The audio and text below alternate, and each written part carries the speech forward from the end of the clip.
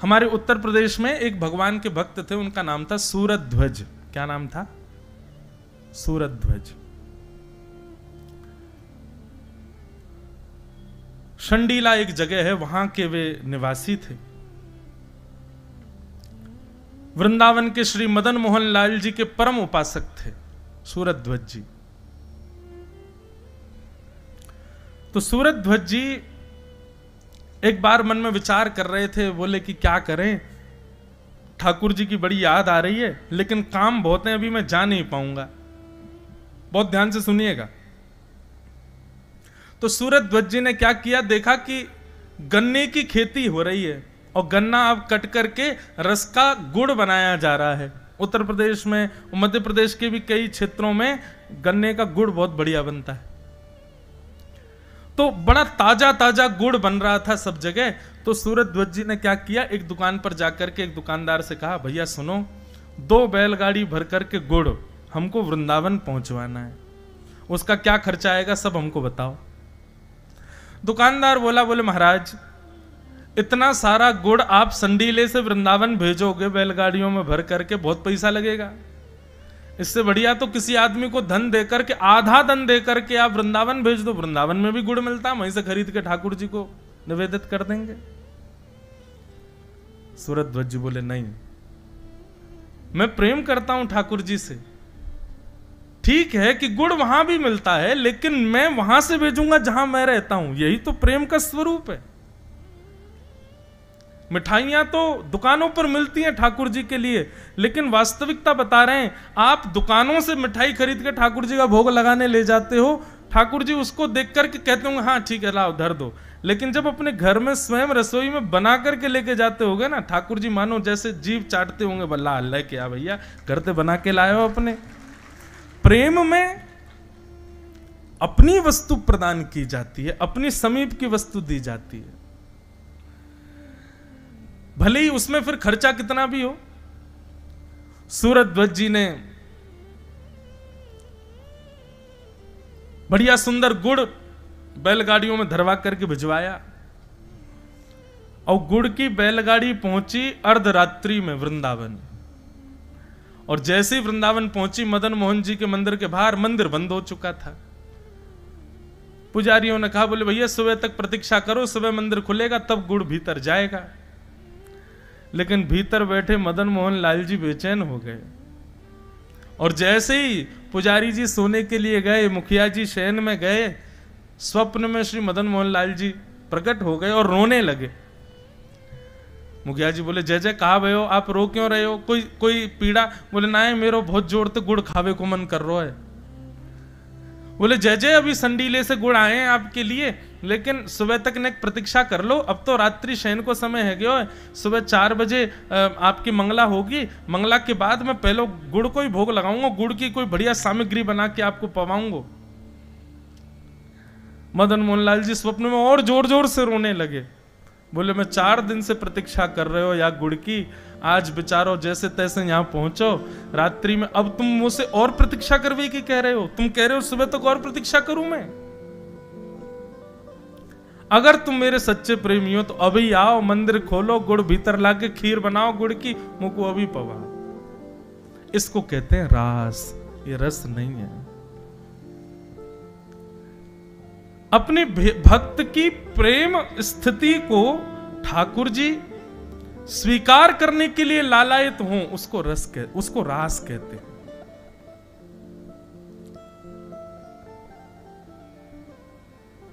रस और रास।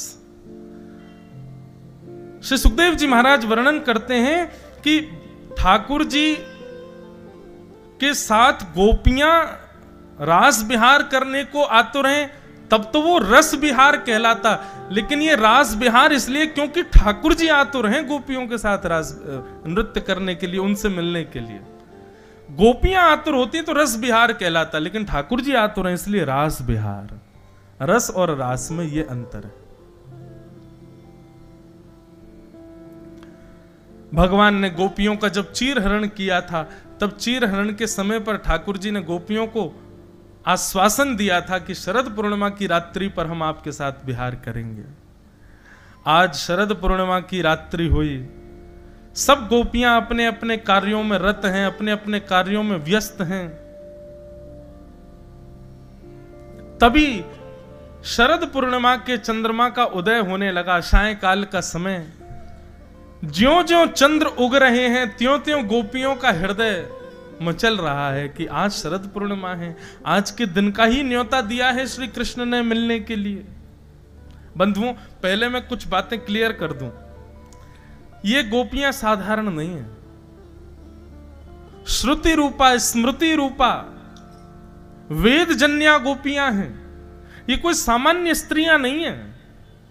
ये ठाकुर जी की प्रतीक्षा वर्षों से कर रही हैं, युगों से कर रही हैं। ये त्रेता युग के दंडकारण्य वन के संत हैं जो अपनी तपस्या के प्रभाव से ब्रज की गोपी बन करके आए हैं। इनको आप सामान्य स्त्री मत समझिएगा। रास लीला को कहीं भी कामजन्य लीला मत समझिएगा, बहुत बड़ा अपराध लगेगा नहीं तो। और ये अपराध प्रकट ना हो उसके लिए बहुत ध्यान पूर्वक और निष्काम भाव से इस संपूर्ण व्यवस्था को सुनिएगा।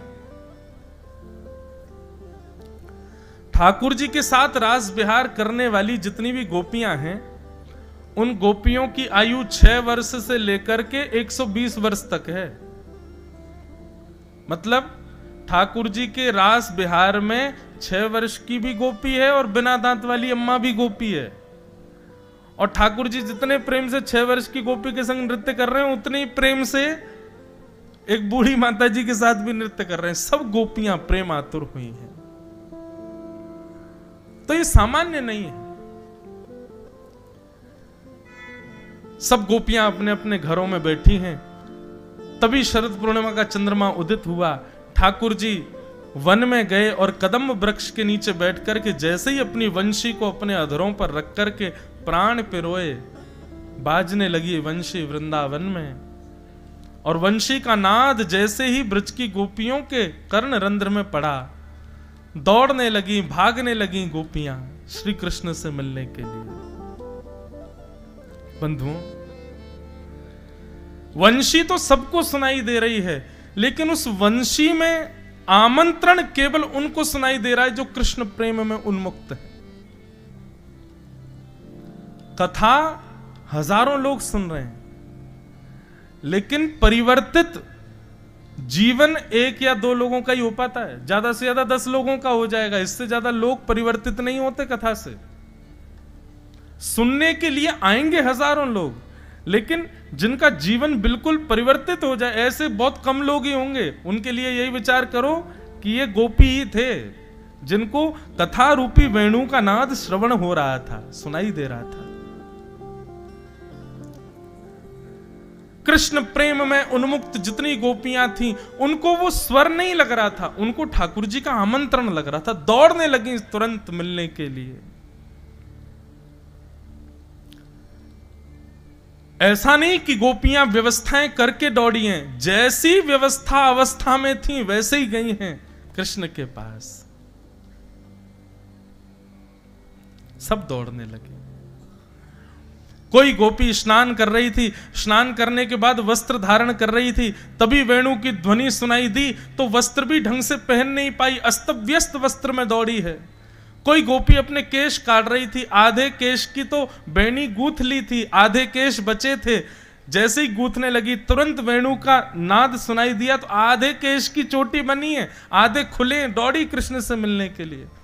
अंज लोचने, कोई अपने आंख में काजल लगा रही है, एक आंख में काजल लगाए दूसरी में लगाना चाहती है, लेकिन तभी वेणु की ध्वनि सुनाई दी, तुरंत दौड़ी कृष्ण से मिलने के लिए, एक ही आंख में काजल लगा है। कोई गोपी अपना श्रृंगार कर रही थी, तभी वेणु की ध्वनि सुनाई दी तो आंखों वाली वस्तु होठों में लगा ली, होठों वाली आंखों में लगा ली, दौड़ी कृष्ण से मिलने के लिए। कहने का अभिप्राय क्या है? ये गोपियां इस बात को जानती हैं कि श्रृंगार प्रधान नहीं है कृष्ण की प्राप्ति में। ये गोपियां इस बात को जानती हैं कि कृष्ण कभी रूप नहीं देखते कि हम दिख कैसे रही हैं, हमारी अवस्था कैसी है, हमारा स्वरूप कैसा है।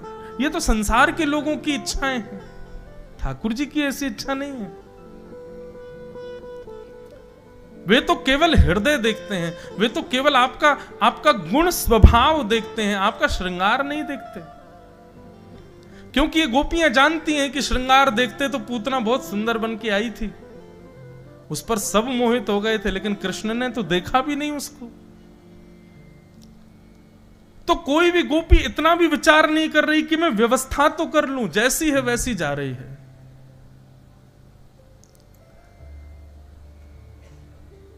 सब गोपियां पहुंच गईं वन में। असंख्य लाखों गोपियां सामने खड़ी हैं। कदम वृक्ष के नीचे श्री कृष्ण बैठ करके वेणुनाद कर रहे हैं, वेणु रव कर रहे हैं।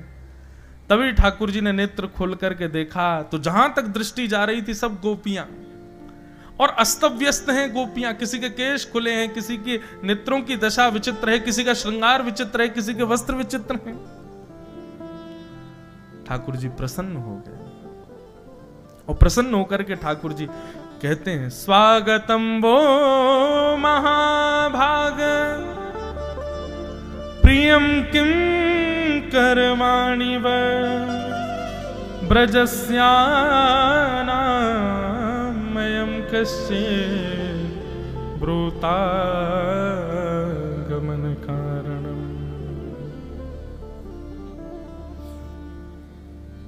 सब गोपियां खड़ी हैं और ठाकुर जी कह रहे हैं, स्वागतम स्वागतम स्वागतम, आइए आइए आइए, आप सबका स्वागत है।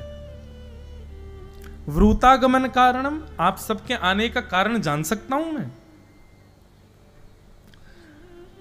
एक तो किसी को निमंत्रण पत्र देना, निमंत्रण पत्र के बाद फिर उसको कॉल करके बुला लेना, और बेचारा व्यक्ति आपके दो दो निमंत्रणों पर आ जाए तो उससे यह पूछना कि तुम कैसे आए,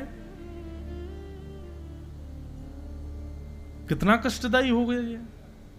और वो भी कोई सामान्य व्यक्ति नहीं, जिसके लिए आप मर मिटने को तैयार हो, वो ऐसा करे तो कितना कष्ट होगा।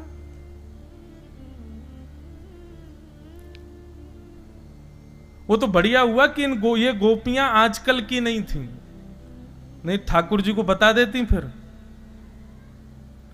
एक तो चीर हरण के समय हमको कहा कि हम शरद पूर्णिमा पे मिलेंगे, उसके बाद भी गोपियां बोली शरद पूर्णिमा का चंद्रमा प्रकट हो रहा था तब भी हम नहीं जा रही थी, अपने अपने कार्यों में रत थी। फिर वंशी बजाई, वेणु बजा करके हमारे कान में आकर के स्वर घोल करके कह रहे हैं कि जल्दी आओ, मैं तुम्हारी प्रतीक्षा कर रहा हूं। और जब हम सब काम छोड़ के चली आ रही हैं, यहां आकर के खड़ी हो गई, लोक लाज छोड़ के आ गई, पति परिवार छोड़ के आ गई, अपने बच्चों को छोड़ के आ गई, ये भी विचार नहीं कर रही है कि लौट के जाएंगी तो क्या होगा हाल। और ये कह रहे हैं ब्रूतागमन कारण, हम अपने आने का कारण बताओ। अच्छा एक बात बंधुओं पुष्ट करूं, ये आजकल ये पुष्ट करनी पड़ती है, कलयुग चल रहा है ना, 2 मिनट में संशय करते हैं लोग। तो ठाकुर जी की जो रास लीला है या इस प्रकार की जितनी भी लीलाएं हैं, इन सब में शुकाचार्य जी वर्णन करते हैं योग मायाम उपाश्रित।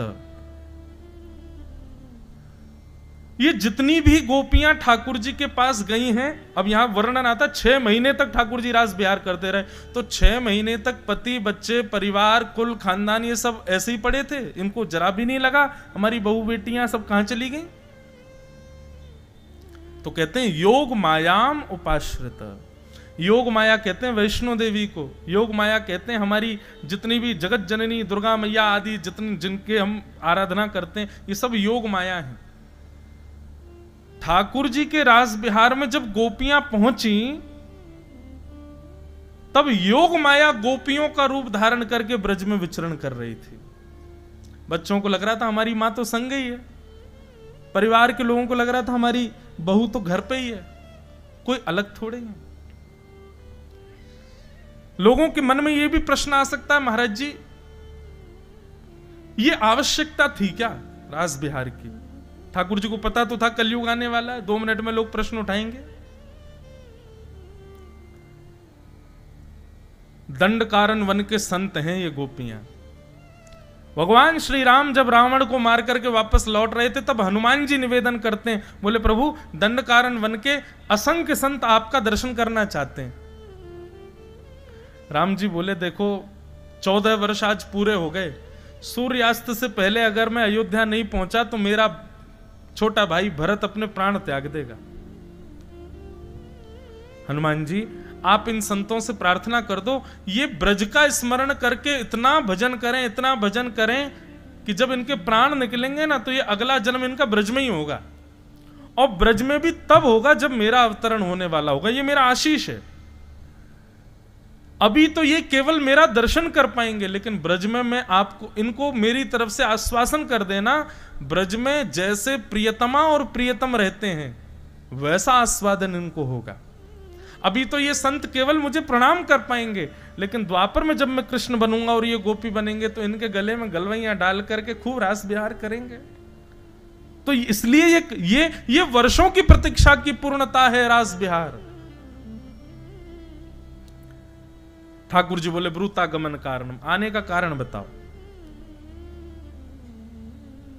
गोपियां अपने पैर के अंगूठे से जमीन कुरेद रही हैं क्रोध में भर करके, और ठाकुर जी यहां पर पतिव्रता नारी के लक्षण बता रहे हैं। 10 श्लोकों में ठाकुर जी ने यह बताया पतिव्रता नारी किसको कहते हैं। बोले राम राम राम राम, कितना बड़ा अपराध किया तुमने, अपने पतियों को छोड़ आई हो, अपने बच्चों को छोड़ आई। अरे तुम में से कितनियों के तो नाती नाती भी हो गए हैं, और तुम उस अवस्था में सबको छोड़ के यहां अर्धरात्रि में चली आई हो, कितना बड़ा पाप किया तुम लोगों ने। गोपियां खड़े खड़े सुन रही हैं, कुछ नहीं कह रहे हैं। गोपियां कह रही हैं बोलते जाओ आप। ठाकुर जी कहते हैं भर्तु शुश्रूषणम स्त्रीणाम परो धर्मो यमायया तद्बंधुनाम च कल्याणम प्रजानाम चानुपोषणम। बोले पतिव्रता नारी का धर्म पता है आपको? गोपियां बोली आप ही बताओ।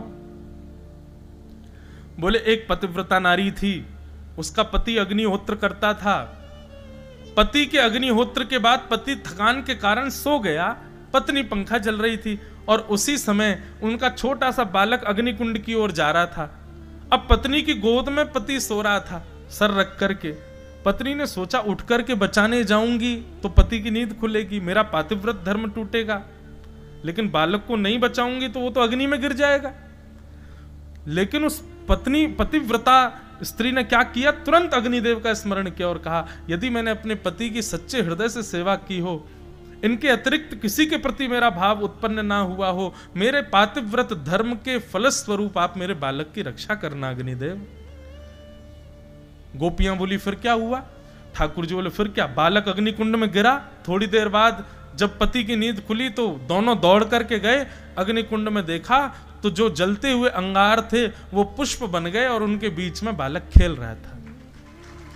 ये पतिव्रता नारी का धर्म है। एक कथा और सुनाए पतिव्रता नारी की, बहुत अच्छी और बड़ी अनसुनी कथा है। रावण जब पूरे विश्व पे दिग्विजय प्राप्त कर चुका था, देवताओं को भी हरा दिया रावण ने अपने बल के आगे। तो एक दिन रावण अपनी सभा में बैठा अपने जंघा को थापते हुए कह रहा था, मुझे लगता है पूरे त्रिलोक में 14 भुवन में मुझसे ज्यादा बलशाली कोई नहीं है, मैंने सबको जीत लिया। तब उनके सभा में एक व्यक्ति बुजुर्ग सा आया और आकर के कहा, महाराज आप निश्चित ही बलशाली हैं, पर हम आपसे प्रार्थना करना चाहेंगे कभी अवध नरेश महाराज रघु के यहां मत जाइएगा।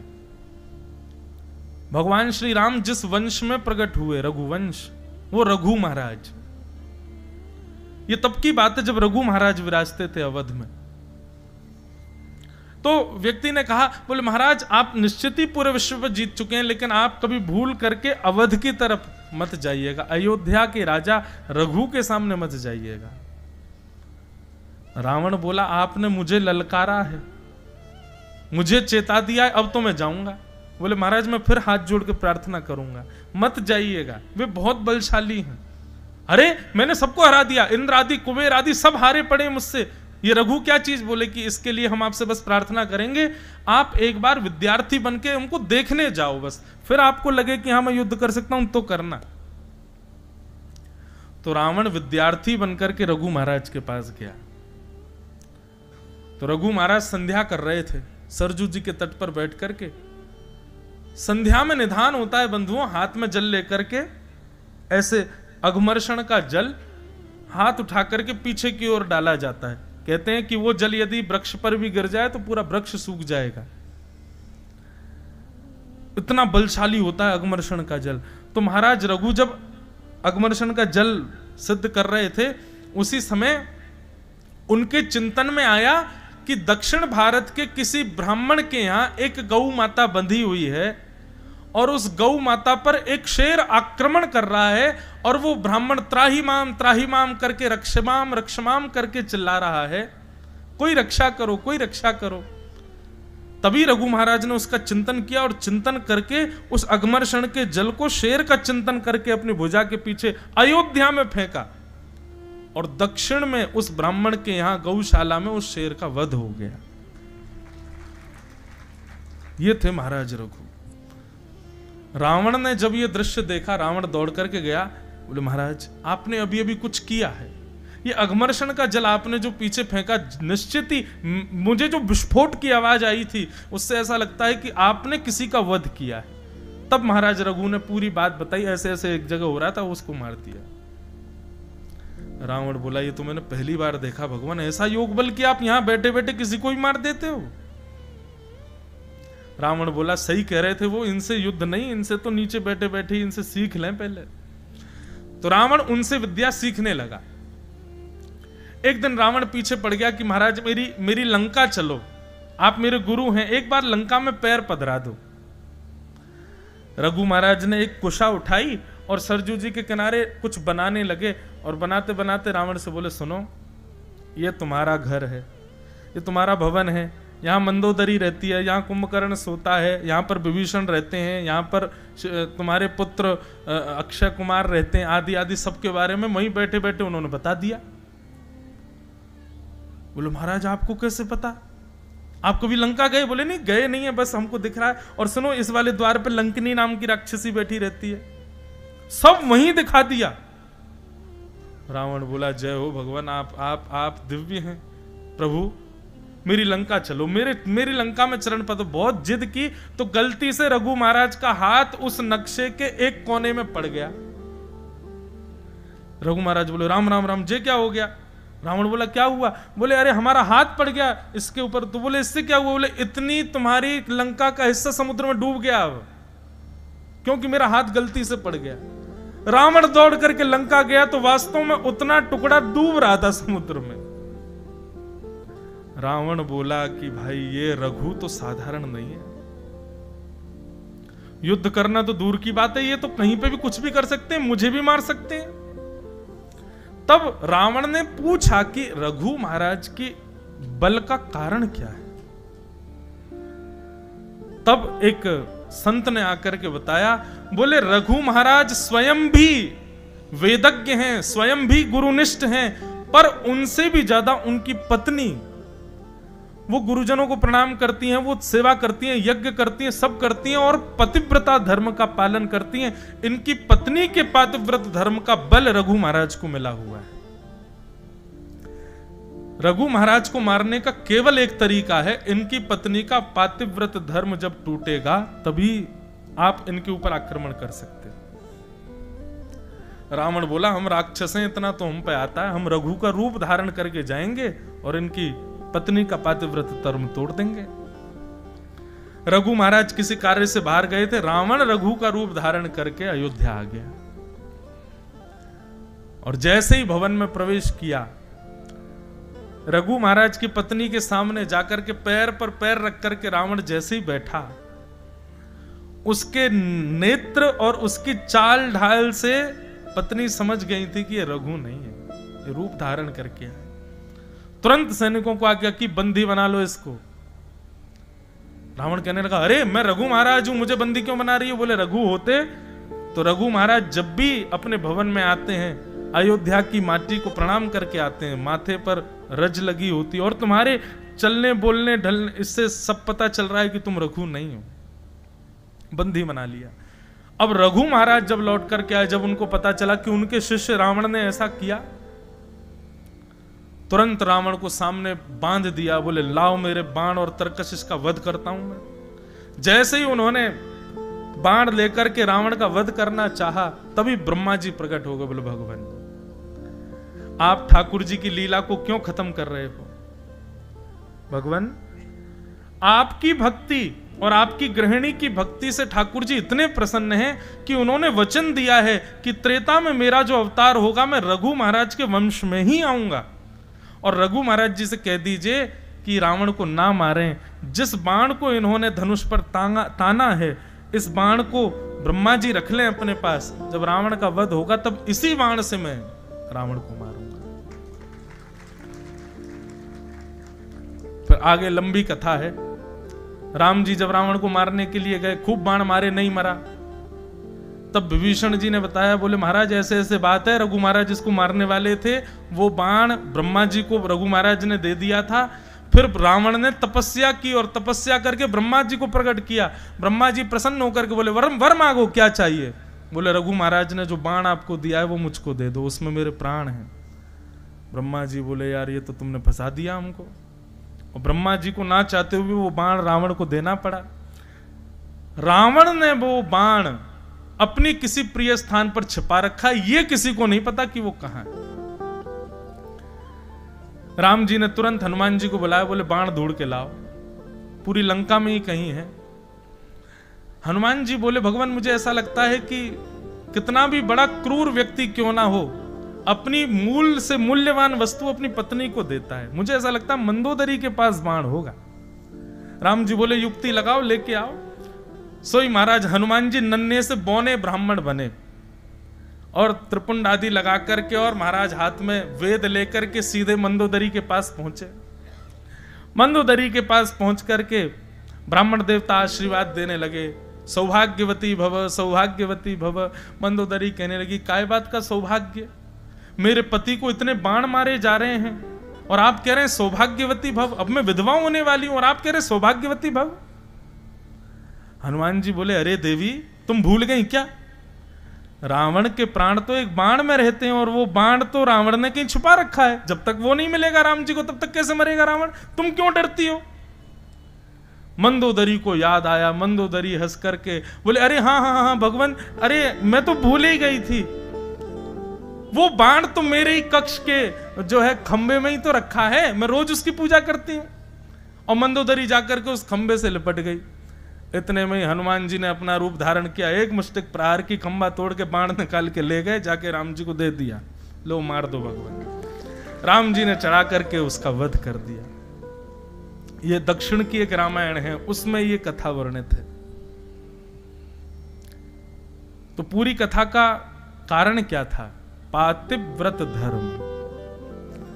पतिव्रता नारी सामान्य नहीं होता है, उसमें बहुत बल है। पत्नी के भजन में भी बल बढ़ता है, पति के कार्यों में भी बल बढ़ता है। ठाकुर जी कह रहे हैं पतिव्रता नारी के धर्म है, और तुम सब अपने पतियों को छोड़ के यहां चली आई हो।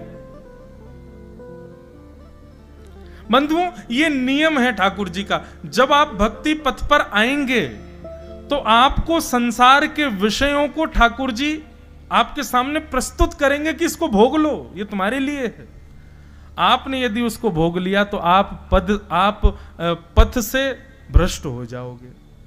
इसलिए भक्ति पथ पर चलते समय संसार के कितने भी विषय आए, उनको ठाकुर जी के द्वारा परीक्षा समझ करके त्याग कर देना, उसको सेवन मत कर लेना।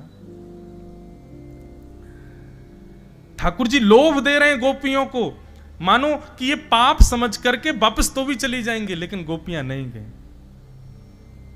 पतिव्रता नारी के खूब धर्म समझाए ठाकुर जी ने। जब ठाकुर जी बोलते बोलते थक गए, तब गोपियां बोली हो गया आपका, अब हम बोलें कुछ?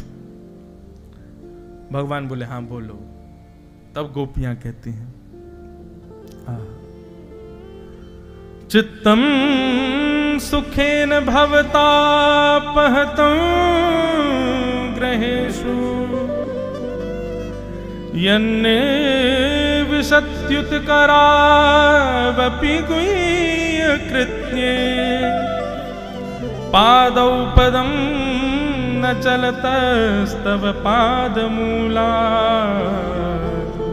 यामः कथं ब्रजमथो करवाम किं वा। नाथ, आप हमें व्यभिचारिणी मत समझिए कि हम अपने पति का, बच्चों का त्याग करके आई हैं तो शायद हम व्यभिचारिणी हो, हमारे मन में कोई दूषित भाव हो, आप ऐसा मत समझिए भगवान। हमारा प्रेम है आपसे, और वो प्रेम कैसा है कि आप हमको कभी मत मिलो, हमको कभी मत दिखो, हमसे कभी मिलने मत आओ, हमारे सामने कभी मत आओ, पर हम आपकी हैं, आप हमारे हैं, ये विश्वास सदैव हमारे चित्त में प्रकट रखो। ऐसा प्रेम है हमारा। आप यदि हमें त्याग देंगे, चले जाएंगे, जीवन भर लौट करके नहीं आएंगे, हम तब भी आपसे प्रेम करेंगे। हमारा प्रेम आपको कभी परेशान नहीं करेगा भगवान। आप हमको व्यभिचारिणी मत समझो। नाथ, आप कहते हैं कि हम वापस चली जाएं, ठीक है, चली जाएंगी हम, लेकिन हमारी एक वस्तु आपके पास है, वो हमको वापस कर दो। ठाकुर जी बोले, मेरे पास क्या है आपका? बोले, हमारा मन आपके पास है। चित्तम सुखेन भवता पहितम गृहेषु। हमारा चित्त आपके पास है, हमारा मन आपके पास है। नेत्र बंद करती हैं, चलती हैं, फिरती हैं, कुछ भी करती हैं, 24 घंटे आपका चिंतन रहता है मन में। या दो हनने बहनने मथनो पलेप प्रेंखें खनार भरुदितो क्षणमार जनादो। 24 घंटे आपका चिंतन चला रहता है भगवान, क्योंकि चित्त आपके पास है। वो चित्त हमको वापस कर दीजिए। आपकी स्मृति आएगी नहीं तो हम घर के कार्य कर पाएंगे, अपने पति की सेवा कर पाएंगे, बच्चों का पालन कर पाएंगे। प्रभु, अब 2 ही उपाय हैं आपके पास, या तो हमको स्वीकार करो या फिर हमारा चित्त हमको वापस कर दो। जब गोपियों ने ये बात कही कि हमारा चित्त आपके पास है, आहा, ठाकुर जी प्रसन्न हो गए। बोले, यही इसी वस्तु का ही उपभोगी हूं मैं, मुझे और कुछ नहीं चाहिए, बस चित्त चाहिए आपका, आपका प्रेम चाहिए, आपका भाव चाहिए, और उसके अतिरिक्त आप जो कुछ भी देते हैं उसकी आवश्यकता मुझे नहीं है। और जब गोपियों ने इस बात को प्रमाणित कर दिया कि हमने अपना चित्त आपको दिया है, ठाकुर जी बोले, अब मैं आपको स्वीकार करूंगा। एक कथा यहां पर गोपियों ने भी पतिव्रता नारी की सुनाई। क्या कथा? गोपियां बोली, ठाकुर जी आपने पतिव्रता नारी की एक कथा सुनाई, हम भी एक कथा सुनाएं। भगवान बोले, सुनाओ। बोले, एक पतिव्रता नारी थी, उसके पति के ब्याह के बाद कहीं विदेश में नौकरी लगी, वो विदेश चला गया। पत्नी बोली, तुम्हारे बिना मैं कैसे रहूं? तो पत्नी को अपने जैसी एक आकृति, एक मूर्ति देके चला गया। बोले, जब तक मैं ना आऊं, इस मूर्ति को ही मेरा रूप मानो और इसी के साथ रहो। 5 वर्ष बाद, 5 वर्ष तक वो कन्या उस मूर्ति को ही पति मान के रहती है। 5 वर्ष बाद जब असली पति द्वार पर आया, गेट खटखटाने लगा, ठाकुर जी बताओ अब उसको क्या करना चाहिए? वो मूर्ति वाले पति के पास बैठी है, उसका त्याग कर दे, द्वार खोले, या फिर असली पति जो द्वार पर खड़ा उसको खड़ा रहने दे? 5 वर्षों से जो पति साथ है उसी के साथ रहे, क्या करना चाहिए बताओ? ठाकुर जी बोले, भाई जब असली पति द्वार पर खड़ा है तो तुरंत उठ करके जाना चाहिए, द्वार खोलना चाहिए, मूर्ति वाले पति का त्याग करना चाहिए। गोपियां बोली, आपके उत्तर में ही हमारे संशय है, संशय की निवृत्ति है। नाथ, आप वो पति हैं जो सदा से हमारे हैं, लेकिन कुछ दिनों के लिए संसार के निर्माण में इतने व्यस्त थे कि हमें मूर्ति वाले पति दे दिए। अब उनके साथ हम रह रही हैं, सब क्रिया कर रही हैं, लेकिन जब आज कृपा करके आप प्रत्यक्ष हमें दिख गए हो, मिल गए हो, हमारे सामने आ गए हो, हमारी भक्ति की कृपा से, हमारी साधना के बल पर आप जब हमें पुनर्प्राप्त हो गए हो, तो हम क्यों उसके साथ रहें? हम तो आपके संग रहेंगे, आप ही सर्वस्व। क्यों? क्योंकि आपके मिलन के बाद वो पति नहीं है, वह भी एक पत्नी है, और उसके पति भी आप हो, आप जगतपति हो।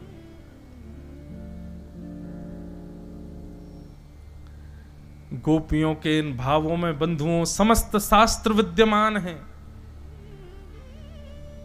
जगत नियंता, जगदाधार, त्रिलोकीनाथ, जिनके आगे वेद भी थर-थर कांपते हैं, वो भी मौन होकर के गोपियों की बात सुन रहे हैं। गोपियों के इस भाव में जब ठाकुर जी ने झांक करके देखा तो निष्कामता का जब दर्शन हुआ, तब ठाकुर जी ने अपने आप को सहज कर दिया। ये कामजन्य नहीं है गोपियों का प्रेम।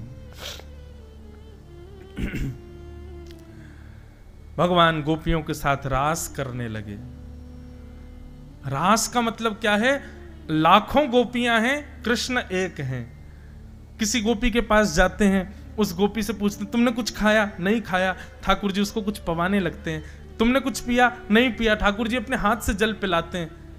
कोई गोपी कहती लाला मुंह पे चलो ना जा रो, ठाकुर जी उसके चरण दबाते हैं। कोई गोपी कहती मुझको तो बड़ी गर्मी लग रही, ठाकुर जी उसके पंखा जलते हैं। मतलब रास का मतलब क्या हुआ कि परब्रह्म परमात्मा अपने वैष्णव भक्तों के लिए सहज हो गए। वो क्रिया करने लगे जो हम कभी सोच भी नहीं सकते कि परमात्मा करेगा। लेकिन इससे वही हुआ जो नहीं होना था। गोपियों के चित्त में अभिमान प्रकट हो गया। हम बड़ी सुंदर हैं, हमारी सुंदरता पर त्रिलोकीनाथ मोहित हो गया है। ये प्रसंग जब बंधुओं कथा में आता है ना, तब मेरे को एक बात की संतुष्टि होती है। शायद इसीलिए हमारे सेवा के ठाकुर जी कभी बोलते नहीं, हमारी सेवा के ठाकुर जी चलते नहीं, हमारी सेवा के ठाकुर जी लीलाएं करते हैं लेकिन छुप छुप के करते हैं। क्यों? क्योंकि अगर उन्होंने प्रकट लीला कर दी तो हमको अभिमान हो जाएगा। ठाकुर जी हमारी मान की रक्षा के लिए मूर्तिवंत खड़े रहते हैं, लीला नहीं करते। क्यों? बोले काउदाना यो से यो है गए हो तो ये पूरे नगर में ढिंडोरा पीटी आवेगो, मेरे ठाकुर जी तो ऐसे हो गए। अभी बीच में सोशल मीडिया पे मैंने एक दो वीडियो देखे, लोग बाग ठाकुर जी को चम्मच से दूध पिला रहे हैं। अब वो चम्मच से दूध पी गए, देखिए देखिए मेरे ठाकुर जी ने दूध पिया। क्यों? ठाकुर जी इसी भय के कारण लीला नहीं करते। प्रेम का ढिंडोरा पीटोगे तो प्रेम नष्ट हो जाएगा। प्रेम को गोपनीय रखना चाहिए। अपने प्रेम का प्रकाश नहीं किया जाता है, प्रेम का प्रचार नहीं किया जाता है। हम व्यास मंच से कई बात आप सबके हृदय में विश्वास प्रकट हो इसलिए अपने ठाकुर जी की कई लीलाएं सुना देते हैं, लेकिन फिर हमको भोगना पड़ता है 3, 4, 6 महीने तक। फिर लाल जी की कोई लीला अनुभव नहीं होती। फिर प्रेम का प्रकाश करने से प्रेम घटता है। इसलिए प्रेम को जितना हो सके छुपाओ, गोपनीय रखो, उसका प्रकाश मत करो। अपने लाल जी से नित्य प्रार्थना किया करो, मुझे नहीं होगा अभिमान, मैं किसी को नहीं बताऊंगा, कहीं ढिंढोरा नहीं पीटूंगा, आप कुछ करो तो। नित्य प्रार्थना करो, 6-7 महीने तक पीछे पड़े रहो, तब कोई लीला तो ठाकुर जी करेंगे। लेकिन फिर विश्वास हमको आप वचन देना कि अभिमान नहीं करो, उसका प्रकाश मत कर देना कहीं भी, उसको गोपनीय रखना अपने पास।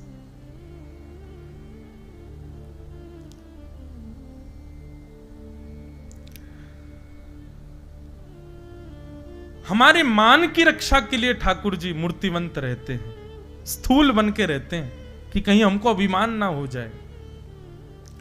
गोपियों को अभिमान हो गया और जैसे ही अभिमान हुआ, अभिमान होते ही ठाकुर जी वहां से अंतर ध्यान हो गए। अभिमान आते ही ठाकुर जी मूर्तिवंत हो जाते हैं, फिर वो चैतन्यता को छुपा लेते हैं। और जिस दिन आप मान रहित होकर सेवा करोगे ना, हमारी बात का विश्वास मान लीजिएगा, आप ठाकुर जी की सेवा करेंगे, स्पर्श करते ही आपको ऐसा अनुभव होगा जैसे किसी मानव की त्वचा का स्पर्श करते हैं। इत्र लगाओगे तो ऐसा अनुभव होगा कि ठाकुर जी के रों का स्पर्श हो रहा है। मान युक्त रहोगे तो ऐसे ही लगेगा जड़ वस्तु है, जड़ पदार्थ है। अपनी मान का भी पैरामीटर ऐसे ही चेक कर लो। रोज ठाकुर जी को सेवा करते समय अंग का स्पर्श करो, यदि अभी भी स्थूलता का अनुभव हो रहा है तो समझो तुम में अभी भी मान बचा है। और जिस दिन वो स्पर्श में चैतन्य भाव लगने लगे, ऐसा लगेगा अरे नहीं नहीं, ये तो ठाकुर जी को गुदगुदो पेट है, ये तो ठाकुर जी के गदमदरा से हाथ हैं, ये तो ठाकुर जी को पांव है, अरे देखो उठ गो, समझना अब मान रहित हो गए।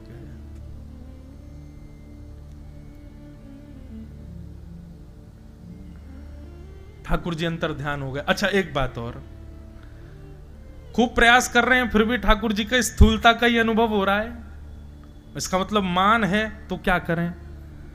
तब मान के नाश के लिए श्री जी की शरण ग्रहण करो, किशोरी जी को पुकारो।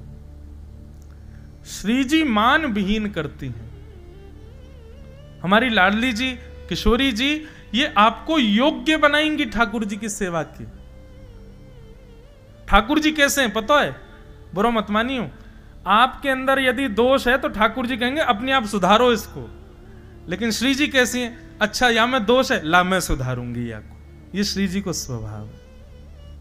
एक लीला आती है कि जन्माष्टमी थी और नंद गांव में ठाकुर जी अटारी पर बैठे थे और सब लोगों से बोले, हाँ भाई अपने अपने पात्र लेके आओ और वह पात्र में मैं लड्डू धर के दूंगा। अब कोई के पात्र इतनों से तो वाकू 2 लड्डू मिले, कोई के पात्र इतने बड़े तो वाकू 10 लड्डू मिले, कोई को पात्र बहुत बड़ा तो वह 20 लड्डू मिले। श्री जी आई ठाकुर जी को जन्माष्टमी की बधाई देवे।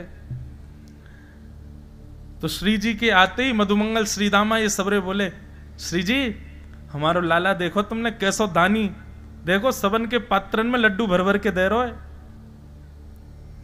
श्री जी तो कुछ नहीं बोली, प्रसन्न हो गए, हाँ हाँ बहुत दानी है तुम्हारे लाला।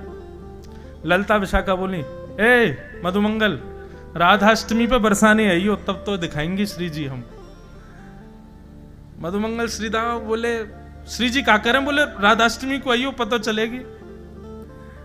तो मधुमंगल श्रीदामा ठाकुर जी राधाष्टमी पर बरसाने गए तो बरसाने में क्या देखा?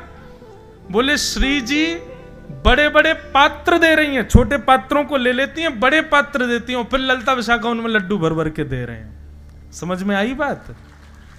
ठाकुर जी क्या कर रहे हैं? तुम्हारो जितनो बड़ो पात्र उतनो बड़ो मेरो प्रसाद। लेकिन श्री जी कह रही है छोटे पात्र यहां धरो, बड़े पात्र लो और जितनो बड़ो पात्र मैंने दियो उतने बड़े पात्र में प्रसाद स्वीकार।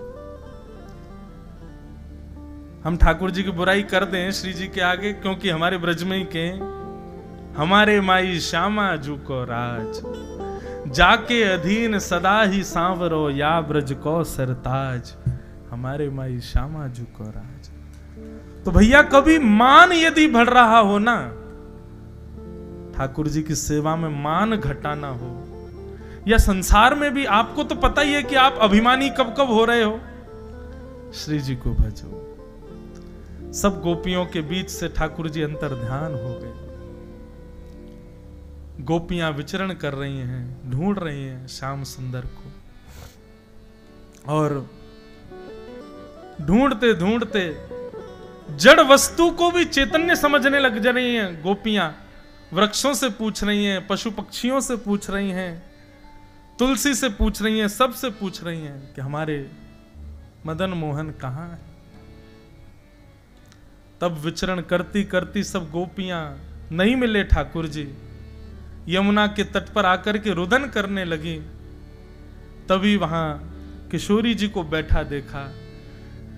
किशोरी जी के चरणों में प्रणाम करते हुए सब गोपियों ने वंदन किया।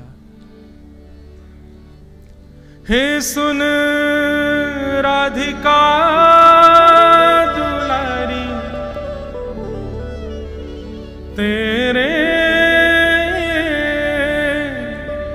द्वार का भिखारी हूं मैं, शाम का पुजारी,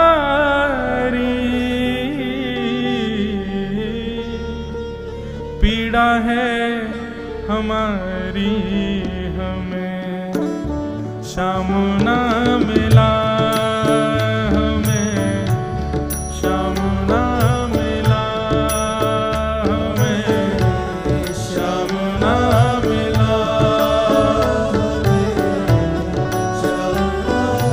बंधुओं,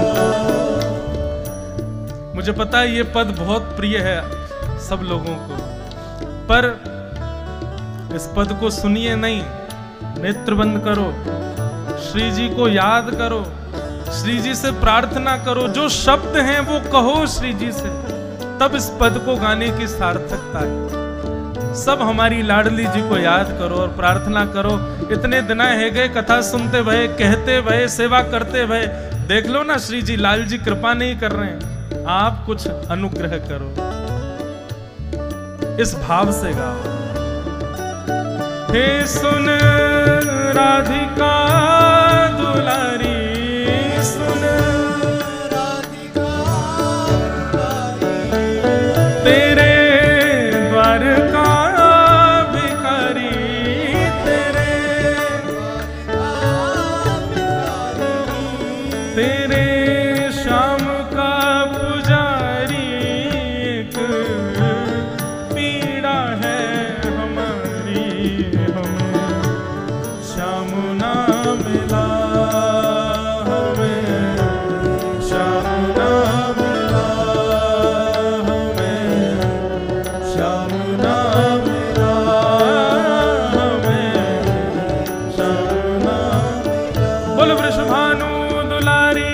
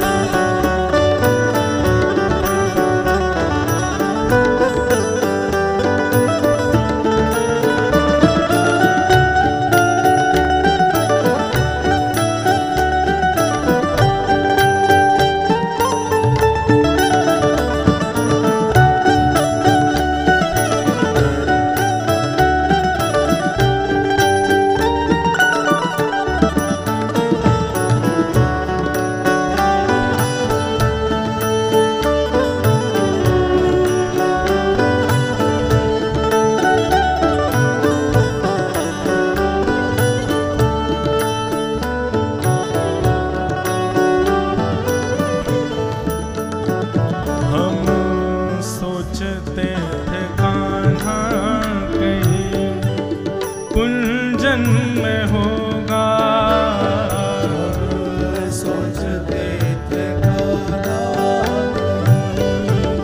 कुंजन में होगा, हम सोचते थे कान्हा कहीं कुंजन में होगा, हम सोचते थे कान्हा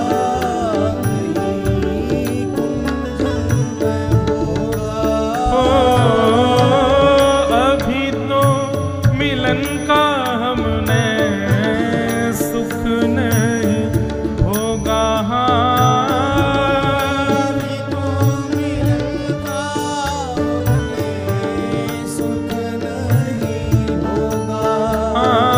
अभी तो मिलन का हमने सुख नहीं होगा, अभी तो मिलन का हमने सुख नहीं होगा, कभी निकट बुलाए, कभी निकट बुलाए, कभी दूरियां बढ़ाए, कभी दूरियां बढ़ाए, छलिया हाथ नहीं आए, छलिया हाथ नहीं आए, श्याम ना मिला, हमें श्याम ना मिला, हमें श्याम ना मिला, हमें श्याम ना। सब लोग गाओ।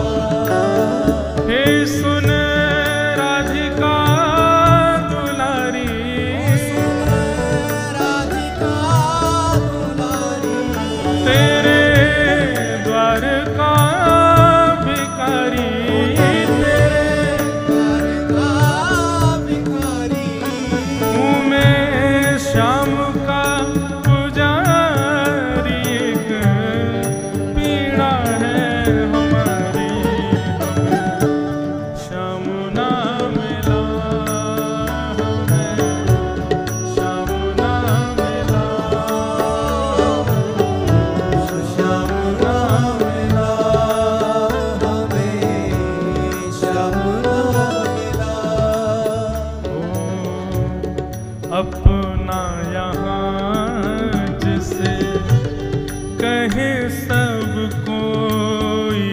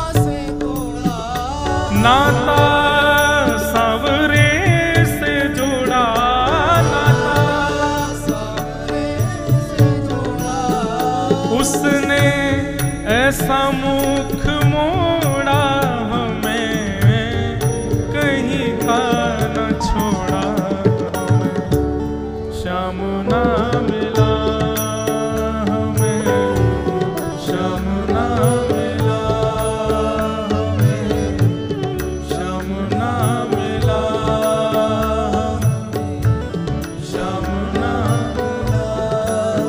हे सुन राधिका दुलारी, सुन राधिका दुलारी, तेरे द्वार का भिखारी, तेरे द्वार का भिखारी, हूँ मैं श्याम का पुजारी, एक पीड़ा है हमारी, श्याम ना मिला हमें, श्याम ना मिला हमें, श्याम ना मिला हमें, श्याम ना। बोलो वृषभानु दुलारी,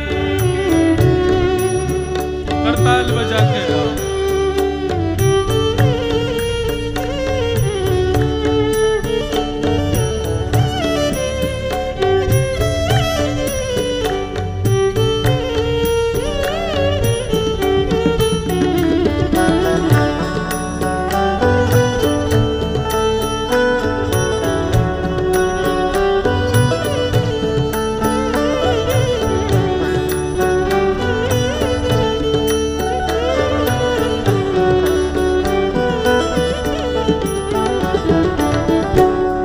देता है कन्हाई जिसे प्रेम की दिशा,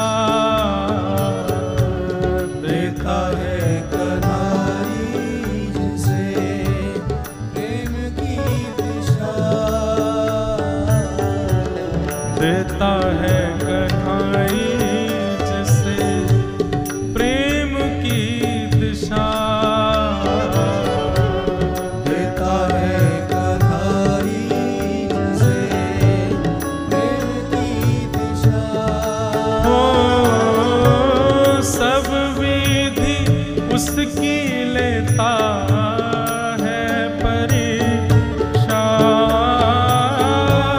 सब विधि उसकी लेता है परीक्षा, हो सब विधि उसकी लेता है परीक्षा, सब विधि उसकी लेता है परीक्षा। कभी निकट बुलाए, कभी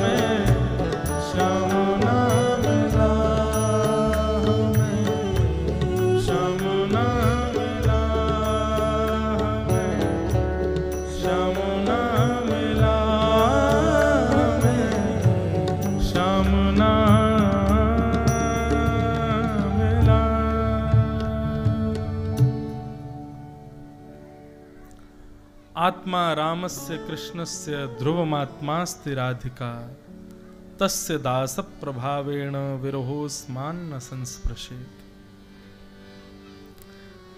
श्री जी की शरणागति करने से अपने दुर्भाव को नष्ट करके हम भगवत प्राप्ति कर सकते हैं। सीधे भी ठाकुर जी मिलेंगे लेकिन प्रयासरत हमको होना पड़ेगा। लेकिन जब श्री जी की कृपा में, उनकी छत्र छाया में जब पहुंच जाते हैं तो श्री जी मातृवत होकर के, आचार्यवत होकर के हमको योग्य बनाते हैं ठाकुर जी के। गोपियां सब वंदन करने लगी, प्रार्थना करने लगी किशोरी जी से। तब मुझे ऐसा लगता है बंधुओं कि ये गोपी गीत जो गोपियों ने गाया है, ये किशोरी जी की कृपा से ही गोपियों के हृदय में प्रकट हुआ है।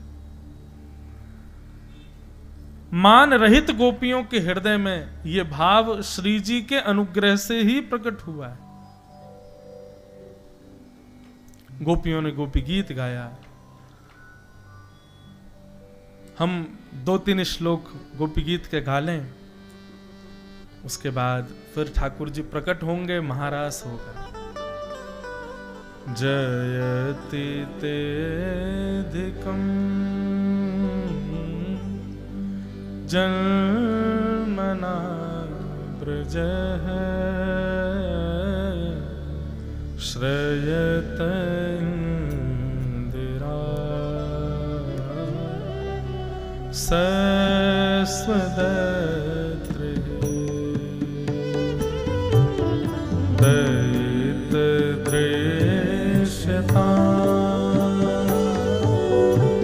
दीक्षुतावका स्वयि धृता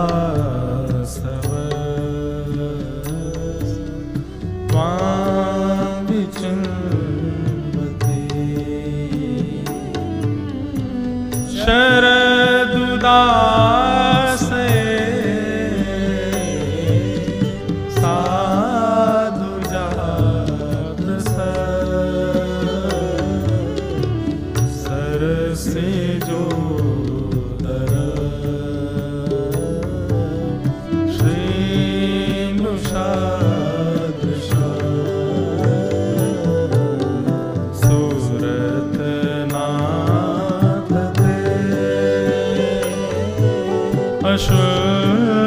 अशोकदास का वरदने तो नेह क्यों बता विष जलाप्यया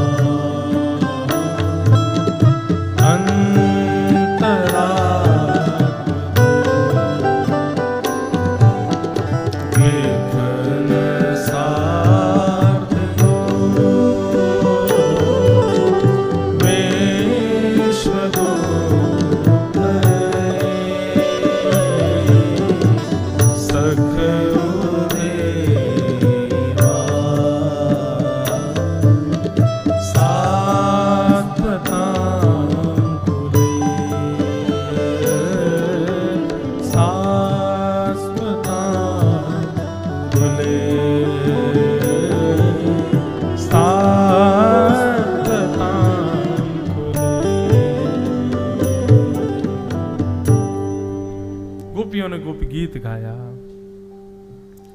और इस गीत को गाते हुए रुर्दु स्वस्वरम राजन कृष्ण दर्शन लालसा, जब कृष्ण दर्शन की लालसा में गोपियों के नेत्र से अविरल अश्रुधार गिरने लगे। अश्रु प्रकट तभी हो सकते हैं जब व्यक्ति मान रहित हो। मानी व्यक्ति के चित्त में कभी, नेत्रों में कभी अश्रु नहीं आ सकते। अभिमानी व्यक्ति रोता नहीं है, मान रहित व्यक्ति ही रुदन करता है, और वो भी कृष्ण भक्ति का रुदन। संसार के किसी संबंध में रुदन हो जाए ये मानी व्यक्ति कर सकता है, लेकिन कृष्ण भक्ति में प्रेमाश्रु प्रकट होना ये तो तभी होगा जब भक्त मान रहित हो सकता है। सब गोपियां रुदन करने लगे, कृष्ण विरह में व्याकुल हो गए, और जैसे ही गोपियों के नेत्रों से अश्रु प्रवाह प्रारंभ हुआ, तासामाभिर्भूत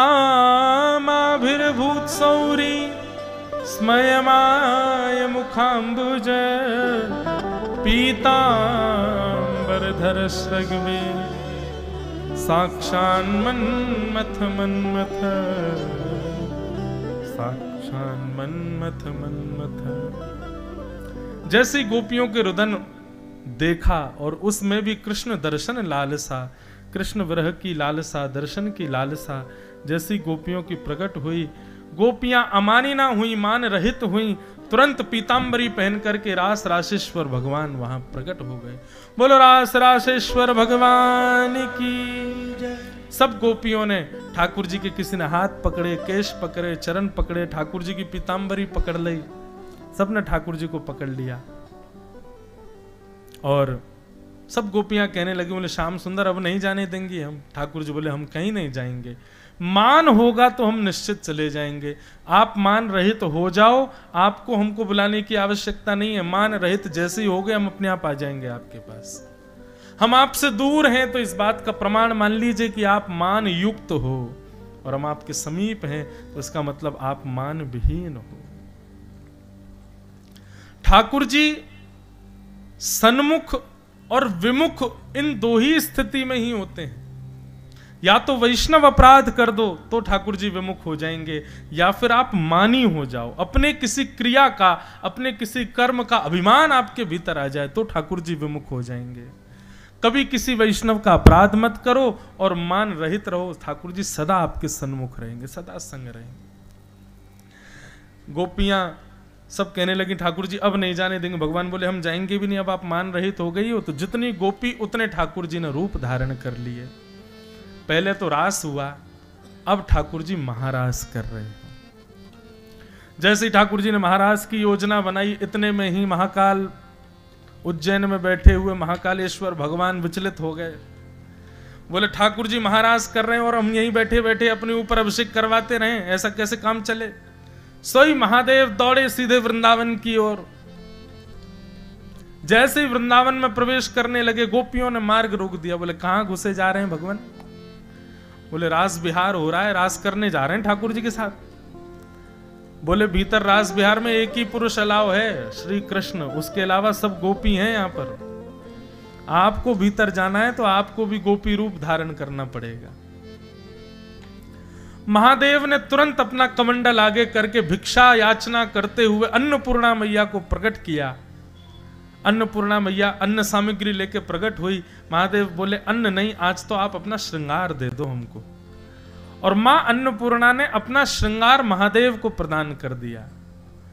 ये बढ़िया नाक में नथनी पहनी, कानन में कुंडल पहने, बिच्छू बिच्छू लटक रहे थे। अन्नपूर्णा मैया ने सबको भगा दिया, गले में से सर्प वर्प उतार दिए, गले में हार पहनाए नव लखा के। जे बढ़िया महाराज नीचे घेरदार बढ़िया जो पहनती है माताएं आदि, सब पहनाया उनको। चुनरी उनरी उड़ा करके, होठों पर लालिमा लगा के, आंखन में काजल वाजल पधरा करके महादेव के जटाओं को खोल दिया और खोल करके यमुना जल से धो दिया। जटा बना रखी थी, केश बनाया। जे घुंघराले केश महादेव के इतने सुंदर लग रहे हैं कि महाराज क्या कहें। और उसमें मूंछ हो रहे महादेव की। गोपी तो बने पर मूंछ वाली गोपी बन के आए। ऐसा रूप धारण किया, धम धम मर्दानी चाल। और लिए घूंघट हाथ में चल रहे हैं महादेव। गोपियां बोली अरे देखियो ये कैसी गोपी आ रही है। बोले ऐसे भीतर ना जान देंगी, पहले आपको मुख देखेंगी। महादेव घूंघट करके खड़े हैं। गोपियां बोली एक गोपी ने एक अपनो मुख तो दिखाए थे। महादेव बोले नहीं, हम जिनके लिए तैयार हुए हैं उन्हीं को ही दिखाएंगे। गोपी बोली अरे हमें पता है तू बहुत मलूक है, नहीं दिखाए तो दे, अगर सुंदर होगी तो ही भीतर जान देंगी, ने को कोई कमी लगी तो यहीं रोक देंगी। महादेव बोले वैसे तो बात यह है कि अगर हमने घूंघट ऊपर कर लिया ना तो तुम सब मूर्छित हो जाओगी, रोकने वाला बचेगा ही नहीं। हमारा रूप ऐसा है कि उसको वही देख सकता है जो भीतर नृत्य कर रहा है, आप नहीं देख पाओगी। गोपियां बोली नहीं, मुख तो दिखाना पड़ेगा। जैसे ही महादेव ने नेक घूंघट ऊपर किया, महाराज ये सुंदर महादेव के घुंघराले केश, कटाक्ष नेत्र, तीसरों नेत्र फड़फड़ा रहा है महाराज। जैसे ही श्याम सुंदर आए तुरंत नेत्र खोल के दर्शन कर लें। मूछन में इत्र लगो है, होठन में लालिमा लगी है, ये बढ़िया सुंदर सुंदर कड़ूला पहने, नीचे पाजे करधनी डाले महादेव गोपी बन के खड़े। ऐसा रूप कभी किसी ने ना सोचा था ना देखा था। गोपियां वहीं मूर्छित हो गई। महादेव बोले हम पहले ही मना कर रहे थे, रोकने लायक बचोगी नहीं, लेकिन मानी नहीं। महादेव जैसे ही आए, भीतर नृत्य कर रहे श्याम सुंदर ने महादेव को देखा, दौड़ करके गए, लेकर के आए और महादेव के साथ नृत्य करने लगे। जहां स्वयं नारायण श्री कृष्ण रूप में महादेव गोपेश्वर रूप में नृत्य कर रहे, तो भला कोई शांत कैसे बैठता।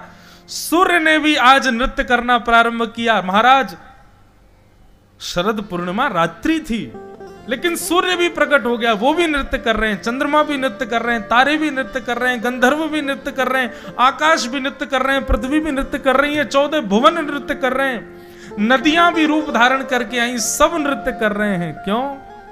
आज वृंदावन में महारास हो रहा है। राधा नचे कृष्ण नचे, नचे गोपी जन, राधा नचे कृष्ण नचे,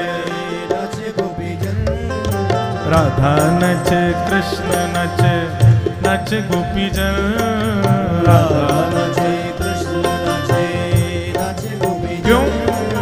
मन मेरा बन गया सखीरी पावन वृंदावन,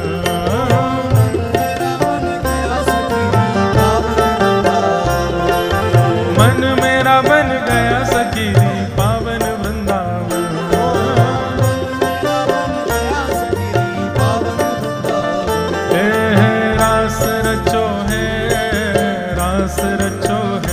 आज यमुना के नारे महारास रचो है, रास रचो है, रास रचो है, आज यमुना के नारे महारास रचो है, ओ रास रचो है, रास रचो है, आज यमुना के नारे महारास रचो है, रास रचो है, रास रचो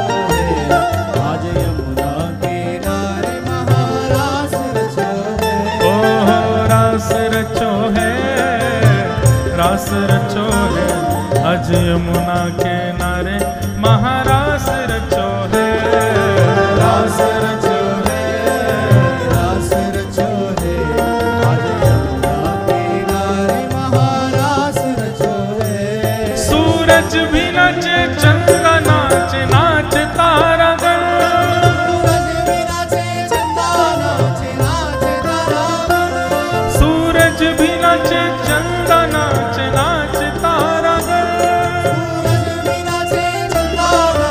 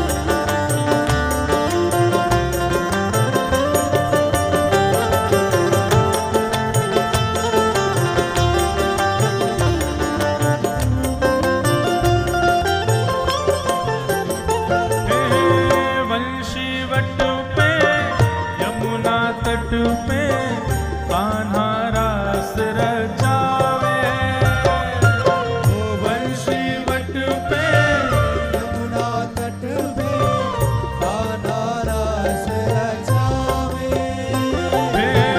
गोपी बन के शंकर आए, गोपेश्वर कहलाए। गोपी बन के शंकर आए, गोपेश्वर कहलाए। डम डम डमरू बाजे कान्हा की मुरली पे, डम डम डमरू बाजे कान्हा की मुरली पे, डम डम डमरू बाजे कान्हा की मुरली पे, डम डम डमरू बाजे कान्हा की मुरली। ओ जग सारा नाचे रे, श्याम संग राधा नाचे रे।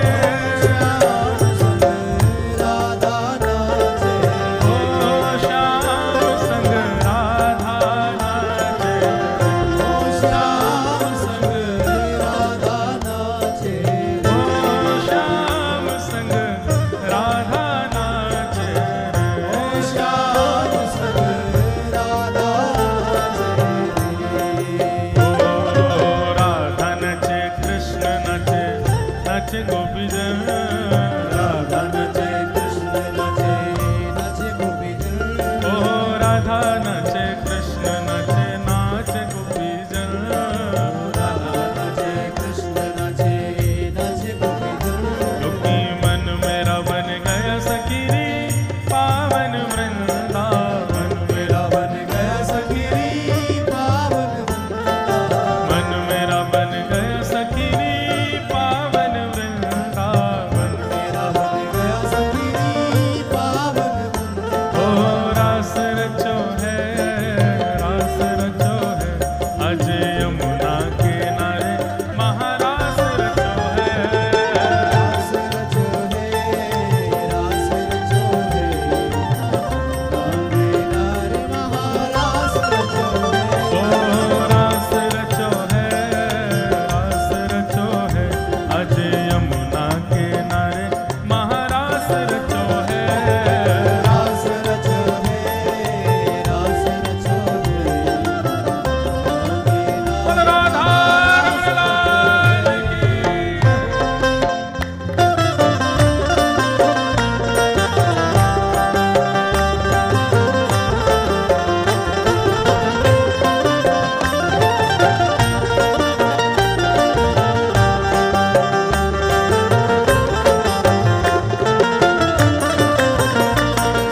रास रासेश्वर भगवान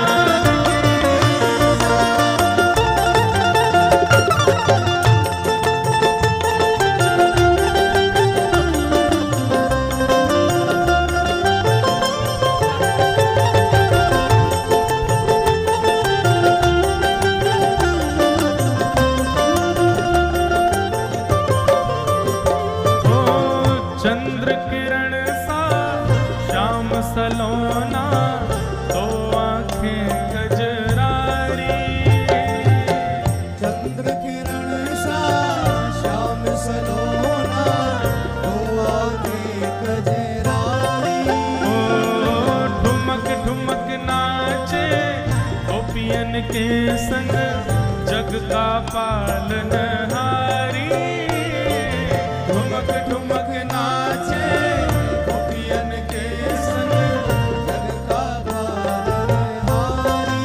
ओ रास बिहारी संग राधा सुकुमारी, रास बिहारी संग राधा सुकुमारी। हे रास बिहारी संग राधा सुकुमारी। रास बिहारी संग राधा सुकुमारी। ओ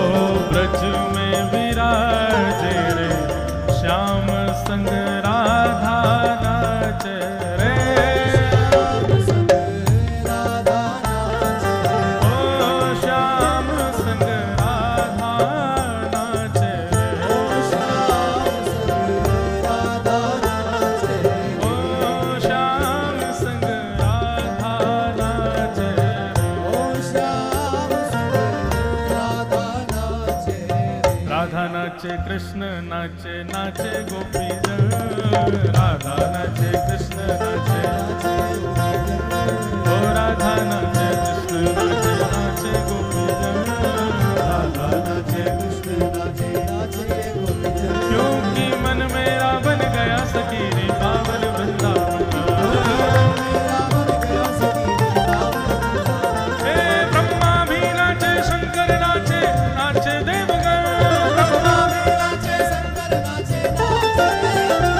ब्रह्मा भी नाचे शंकर नाचे नाचे देवगण। हे सूरज भी नाचे चंदा नाचे नाचे तारागण, क्योंकि मन मेरा बन गया सखी रे पावन वृंदावन। हे रास रचो है, रास रचो है, अज यमुना किनारे महारास रचो है, रास रचो है,